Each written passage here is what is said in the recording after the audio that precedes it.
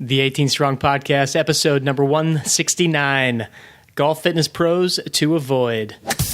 Welcome to the 18 Strong Podcast, where you get direct access to the world's greatest experts on training harder, practicing smarter, and playing better golf. Now, here's your host, Jeff Pellizzero. Hey, what's up, guys and girls? Welcome to the 18 Strong Podcast. Thank you again for joining us this week.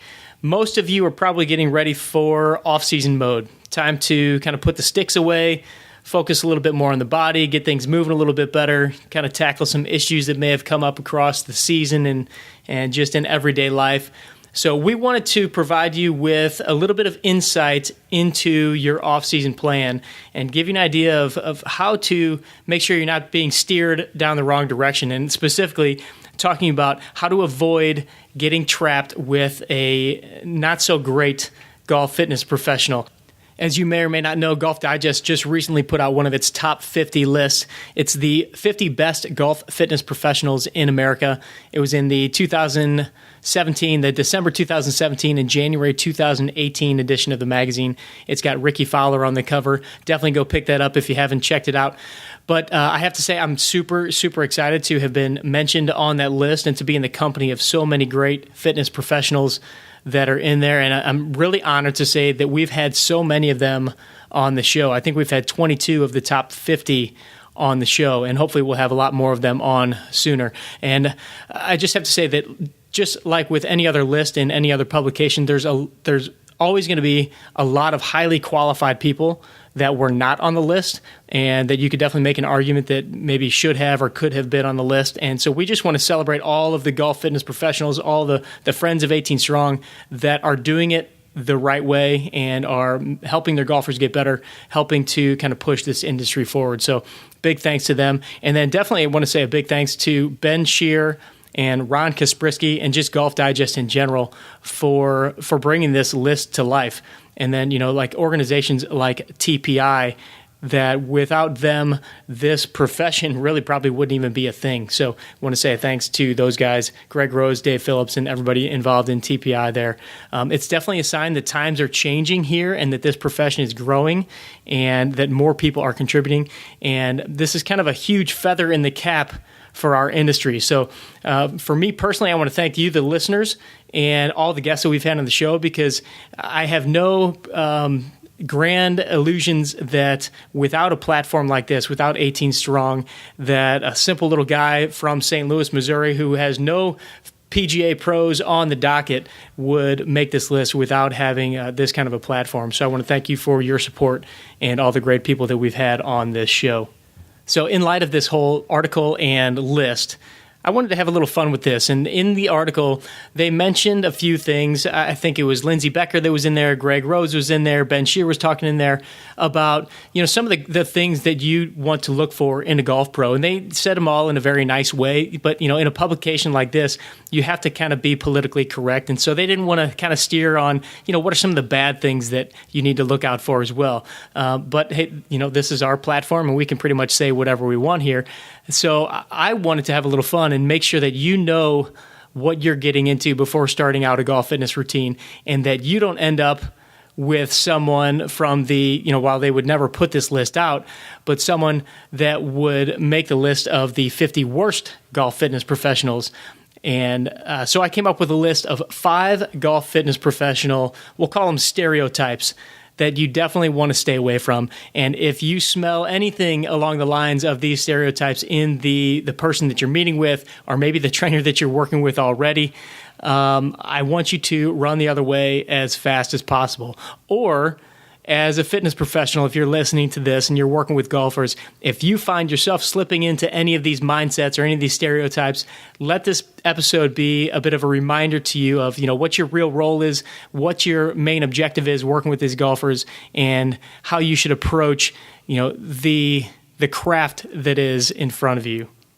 Before we get into these stereotypes, though, we got to say a quick thanks to our sponsor, Scratch TV, for all the support that they've given the 18 Strong podcast. And if you haven't checked out Scratch, go to their page on Facebook, go to their YouTube account, and you're going to see some of the best content created around the world of golf. On YouTube, they've got their Adventures in Golf. They've got their Boo versus Beef. They've got their 72 in 72, which is Shane Bacon going and doing 72 holes of golf in different locations in 72 hours. And then some of the images and memes and little videos that they've been putting out recently, especially since Tiger's been back. If you haven't seen the mash up of Tiger Woods and Justin Thomas's face to make a profile pic of one golfer, that was hilarious. So go check out Scratch TV. The guys there have a great sense of humor, but also love golf, which I think pretty much everyone listening to this show hopefully falls into that category as well. So go check out Scratch on Facebook, YouTube, or go to scratchtv.com to check out all their social media platforms. All right, so let's get into the golf fitness professionals that you need to avoid. And like I said, I broke these down into 5 different stereotypes, 5 different characters that you might run into. I've definitely seen bits and pieces of these professionals across the world in different seminars I've been to, in just different conversations I've had with golfers of experiences that they've had working with a fitness professional. So here at 18 Strong, we want to make sure that you're getting the right treatment. You're getting a professional that has your best interest in mind, and that you're not going to fall down one of the rabbit holes that you can be steered on. So the first one that I want you to be aware of, and this is probably one of the most prevalent and probably the one that's in the forefront of most people's brains when they think of a golf fitness professional, but this is the nothing but golf guy. And you can often identify the nothing but golf trainer by seeing how they work with their clients. And they typically will spend all of their time or most of their time either working around the cable machine or the rubber bands and on the stretching mat, because they're always working on getting more flexibility. So 90 to 95% of their programs revolve around some sort of rotational exercises or wood chops, and they're typically in some way imitating the golf swing in one way or another, that either with a medicine ball, a rubber band, a dumbbell, or even a golf club. Rarely does this professional use a dumbbell that's heavier than 20 pounds, or do they even own a barbell in their entire facility, because they fear that getting a golfer too bulky, air quotes, bulky, is really going to hinder their game. So rather they focus primarily on working on golf positions, increasing the X factor, and a lot of times you can see them demonstrating their great pelvic turn and showing the client how well and how much they need to rotate their pelvis at the point of impact. Or you can even see them kind of pushing their client into more rotation, saying, man, we need to get you more flexible. And they tend to rotate and push their client into these stretches and flexible positions. So like I said, every exercise somehow relates to a position or movement in the golf swing. And a lot of times you can even hear them say their exercises are often prefaced with a phrase like, oh, okay, this drill, this one's going to help with XYZ in your swing. For instance, this drill is really going to help your rotation in your swing, or this is really going to help you load into your backswing, or this is going to really help with your wrist position at the top. So if you hear those kind of phrases coming out of somebody's mouth before they do an exercise, you might be looking at the nothing but golf fitness pro. Now, I'm going to warn you that there are times when a pro like this is going to introduce some fancy devices they're going to intrigue you. Much like the sirens in the book The Odyssey by Homer, they're going to pull you in, they're going to lure you in. And it's hard to not be drawn in to the novelty of a rubber band with a golf grip on it, or things like the Bosu balls or balance discs that you can grab a golf club and pretend like you're going to swing on and work on your balance, or maybe even stand on one foot and pretend like you're swinging a golf club.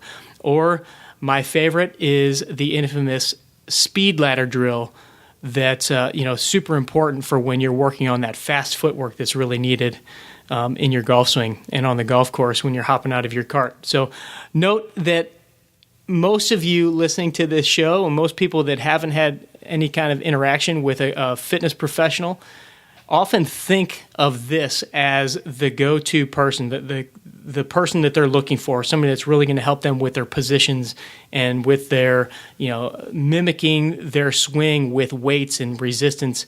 And I have to say, it's just not the most effective way to go about your golf fitness program. So my advice to you in a situation regarding this is that a good program is not just about rotating. It's not just about mimicking your golf swing and challenging your golf postures with resistance bands or balancing positions and working on your golf swing. There's a lot more involved in getting stronger and getting faster and preventing injury than just gimmicky devices and rubber bands and looking like you're swinging a golf club. So that's the first golf pro that I want you to stay away from, is the person that does nothing but focus on the look of the golf swing. Okay, number 2, I'm just going to call the crusher. And often you can identify this person because his clients are typically lying on the floor, gasping for air at the end of their workout, while the crusher, the trainer, is standing there maybe sipping on his grass-fed butter coffee with a big smirk on his face, looking at the proud job that he's done of destroying his client. So his number one goal, and I say his, this could also be her, but for simplicity, I'm going to say his and use the male tense here. But his number one goal is to make sure that you got an air quote good workout by crushing your spirit with an intense circuit or a super high fast-paced workout that basically brings you to the edge of either tapping out or throwing up, which both are pretty much considered to be a badge of honor by the crusher. The telltale sign is when you're watching them work with their clients, they're doing lots of lunges, they're maybe doing really bad kettlebell swings, they're doing medicine ball throws, overhead presses, and if you're lucky, they're doing burpees. Lots and lots of burpees.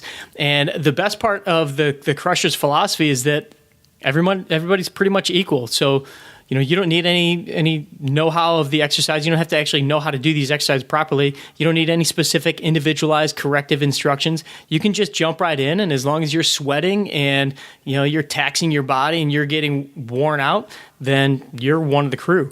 Some of the exercises definitely will have some sort of rotational component because they need to maintain the allure of the title of a golf fitness professional, but the majority of the session is simply focused on, just getting that burn and hopefully, putting you on the floor by the end of the workout.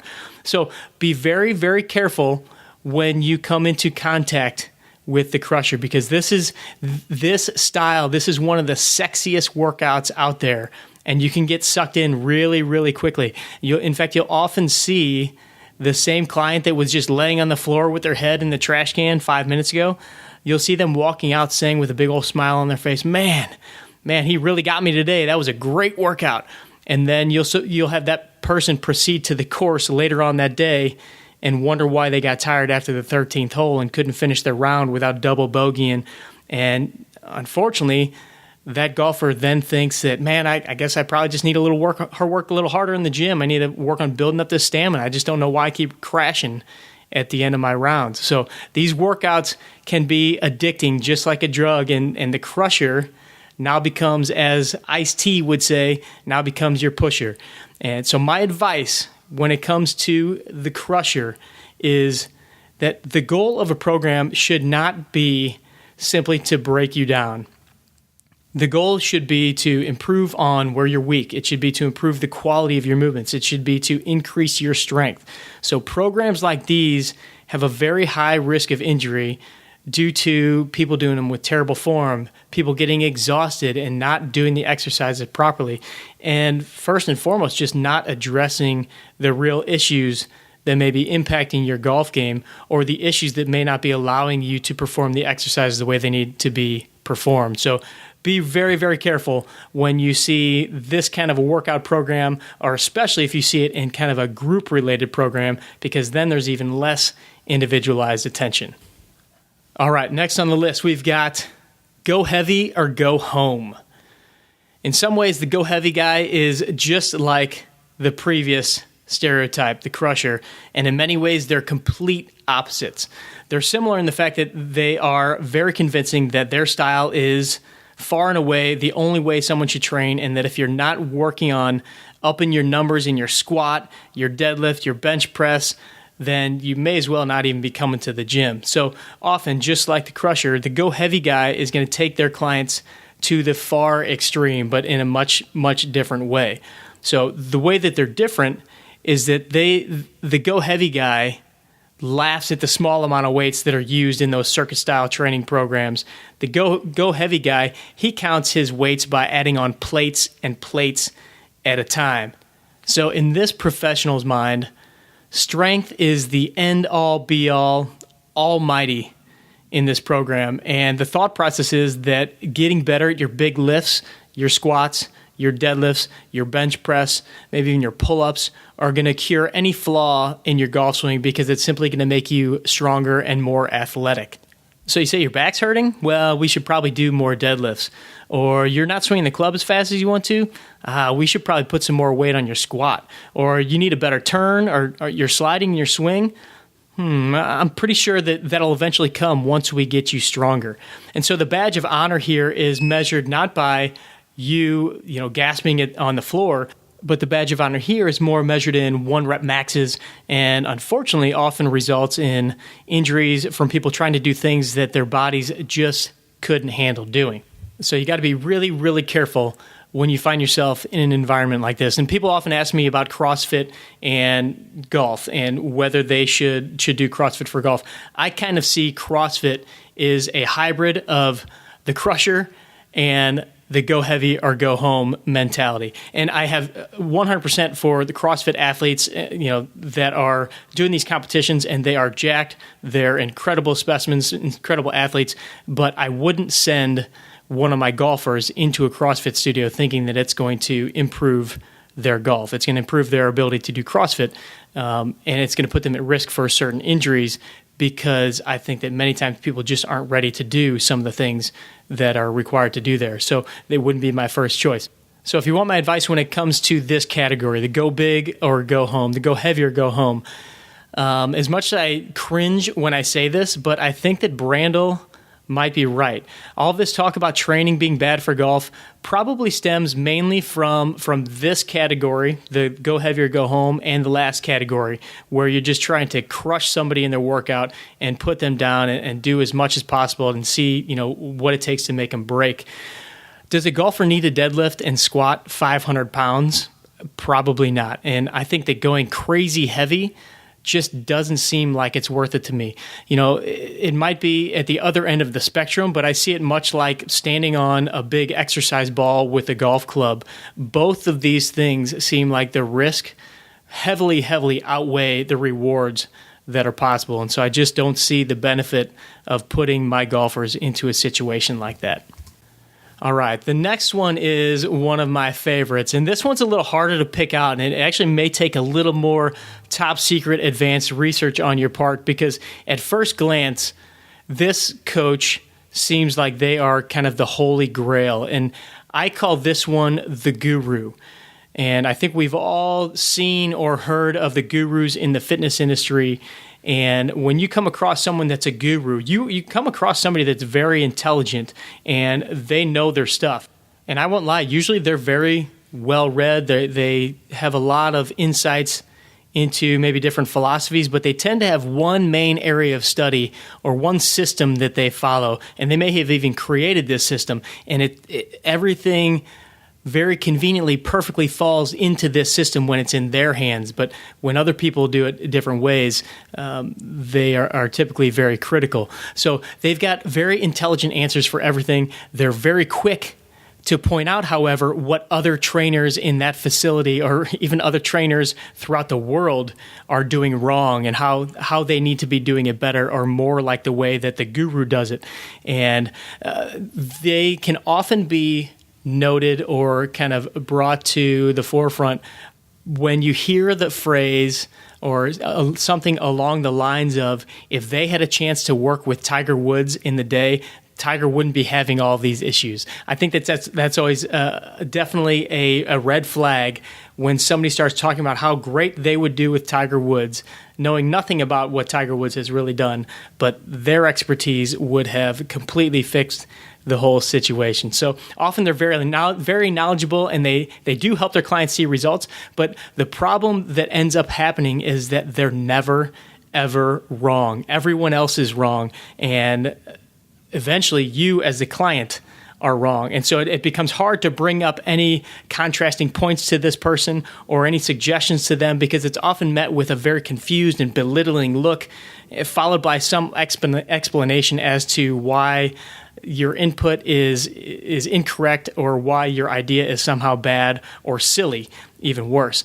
The guru also tends to have mesmerizing tricks. They tend to claim techniques that have some sort of almost magical powers, like, pulling on an ear and increasing someone's hamstring flexibility by, 30%. So you just have to be careful with someone who's so dogmatic in their approach. They're not willing to open up their eyes and see other people's points of view. And while this coach is generally very, very intelligent and very competent, just beware working with someone that isn't willing to grow, be open to new ideas, or on occasion admit that they're wrong. So my advice is, and maybe this is just me, but working with someone like this would just get old, and it would just suck the fun out of what can be a very enjoyable process, improving your body, working on your golf game. So find someone that is always learning, someone that has your best interest at heart, someone that's willing to listen to you and take your feedback, and that has your goals at the forefront and is actively seeking ways for themselves to get better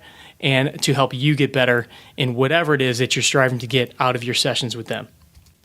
Okay, and the final stereotype, the final golf fitness professional that you have to stay away from when it comes to your off-season and your in-season training is what I like to call the one-man band. And the one-man band is the guy or girl who basically tries to do it all. And this one's tough. And I say that it's tough because as a physical therapist, as a certified golf fitness professional, and someone that's worked with golfers for 10 years, it can be hard for me personally, or someone like me, to not fall into this trap of trying to become the one-man band. The one-man band is basically the fitness professional that tries to wear the hat of everyone: the strength coach, the golf instructor, the medical professional, the mental game coach, the nutritionist, the caddy, you name it, they are going to try to fulfill that need. And as a golfer and somebody looking for a guide, this kind of sounds like that perfect rainbow unicorn that everyone's looking for and that every golfer would dream of. And you're probably thinking, what could be wrong with this situation? Well, the problem here becomes the jack of all trades syndrome. If you've never heard that term, basically what it means is that you can be a jack of many trades, but be a master of none, be a king of no trade whatsoever. So I'm not saying that it's not possible to be really good at all these things, but it's not very likely. So a fitness professional should know how to get your body working better and how to improve your performance based on what your body can do. And if you have issues, fix them. Or if something's not moving right, get it to move better. They shouldn't be teaching you how to putt. Or if you have a searing pain from your back going down your leg into your foot that's causing numbness and tingling, I don't think you want your fitness professional or your trainer trying a new technique that they just learned from the seminar they went to last weekend. In a situation like that, you probably should turn to your medical professional. So I think that every professional needs to kind of understand what they're good at and become really good at that, and instead of trying to spread out and kind of cover all these different positions. That's why I love what the TPI guys have preached forever, is having the different professionals, the different coaches, and to build a team around that. Because I'm a physical therapist by training. I no longer practice clinically as a therapist. So when I have a client that has some sort of an issue, some sort of a pain or medical necessity that needs to be taken care of, I have people that I refer to. And yes, I refer to chiropractors, I refer to physical therapists, and I refer to physicians. If I have somebody that is looking for instruction in golf, I have a lot of people that kind of just assume that I'm a golf pro. And I have to let them know that I'm here to help your body do what it needs to do in your golf swing. I'm not here to teach you how to hold a club or swing a club. There are definitely people that I have to refer there. And I think that that's what you need to look at. That's the advice for this professional here, is find somebody that knows how to stay in their lane and that is willing to talk to your golf professional or your medical professional or whoever might have to be on your team, depending on what's going on with you. But make sure that you have somebody that knows their role, knows what they're doing, and is willing to then collaborate and work with anybody else that's helping you with your golf game. Okay, so now that I've probably offended just about every golf fitness professional that's listening to the show here, let's just recap those one more time real quick. We've got first the nothing but golf guy that thinks that everything needs to be somehow golf related, somehow rotational, wood choppy, and you need some sort of gadget to facilitate what your swing looks like. After that, you've got number 2, the crusher, and that's the guy or girl who just thinks their job is just to obliterate you in a workout. And unfortunately, a lot of you golfers listening that are working out love that feeling of just being crushed in a workout. It's not as productive as it may feel. And as you can tell by the end of your workout, the way that you're dragging on the floor, notice how you maybe play golf that day or the next day and see if it's really improving your performance on the course. The third one was go heavier, go home. This is, squats, deadlifts, presses, all of those heavy plate-loaded workouts that I think in many cases are responsible for some of the injuries that may be occurring out there. We've got a lot of people that are now getting into the world of golf and fitness and seeing guys like Rory, guys like Jason Day lift these super heavy weights and are doing it without real instruction or anyone kind of overseeing their program. And so when people just go out and start trying to lift as heavy as possible, you have to be very, very careful because most of the time your body is not ready for that, especially if you have no real training experience in the gym and this is kind of what you're just starting to do and you're just looking to amp up the weight and get stronger. The fourth one here is the guru.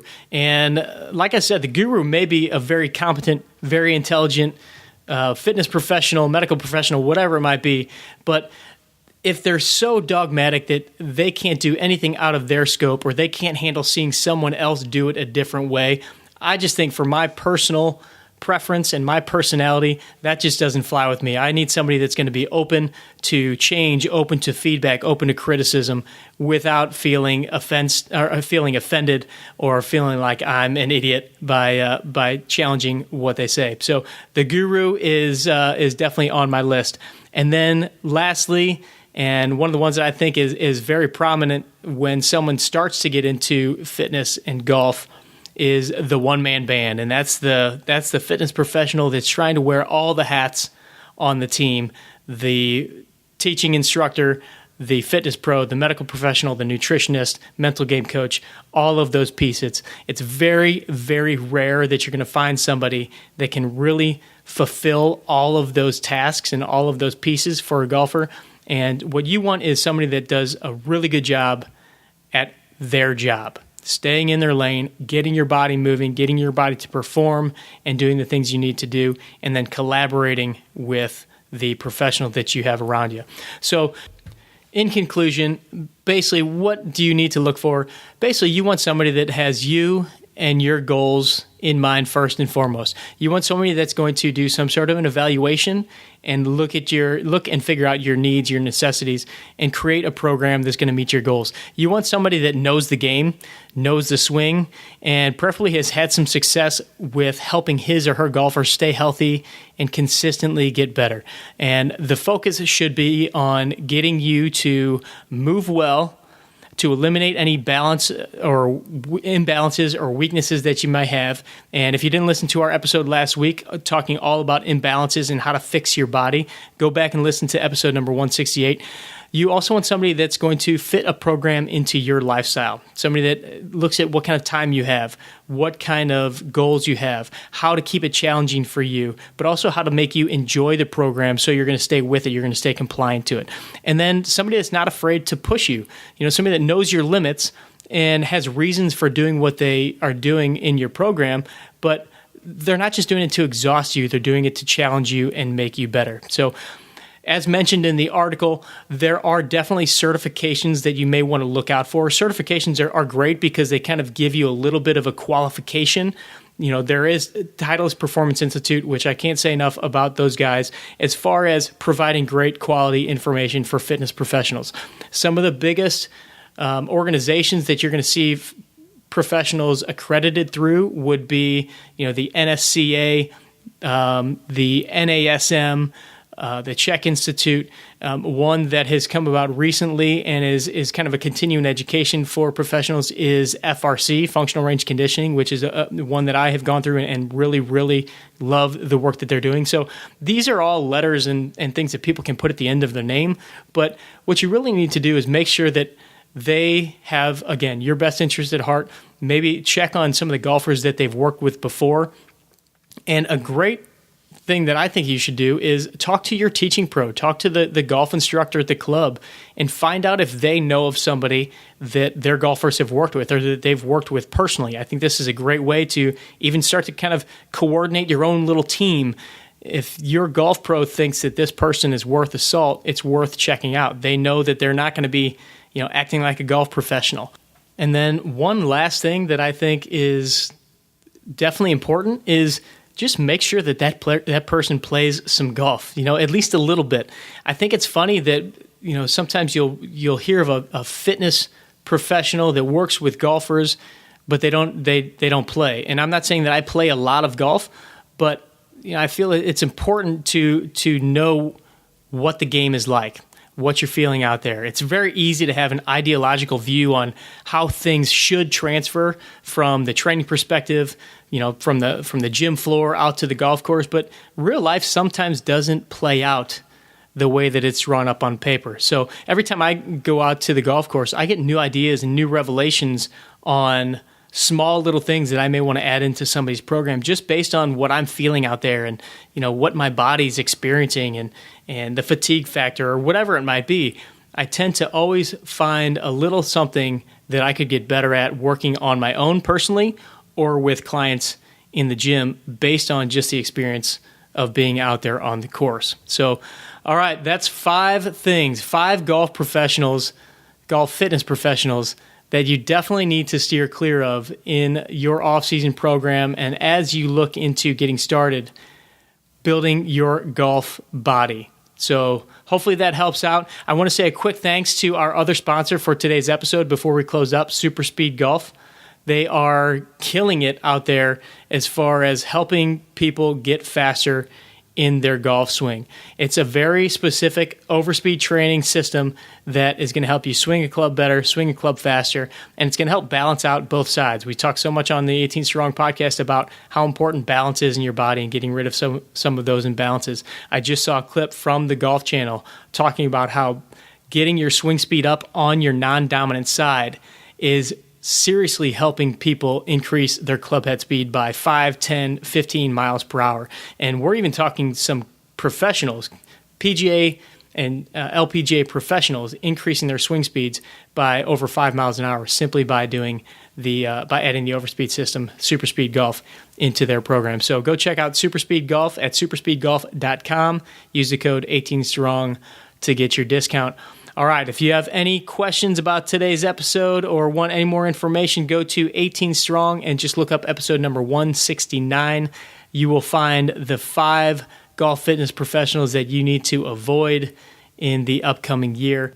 Just want to say thanks one more time to our sponsors for today's episode, Scratch TV and Super Speed Golf. And as always, we appreciate any ratings, reviews you can give on the podcast on iTunes, Stitcher, wherever you listen to the podcast. It always helps to increase awareness of the fact that fitness is a thing in golf, and we here at 18 Strong are simply helping to try to spread the word that there are some incredible professionals out there doing amazing things and that you can definitely improve your golf game by improving your number one piece of equipment, which is your body. All right, we will catch up with you next week. Train hard, practice smart, and play better golf. Thanks for listening to the 18 Strong podcast at www.18strong.com. And remember, train hard, practice smart, and play better golf.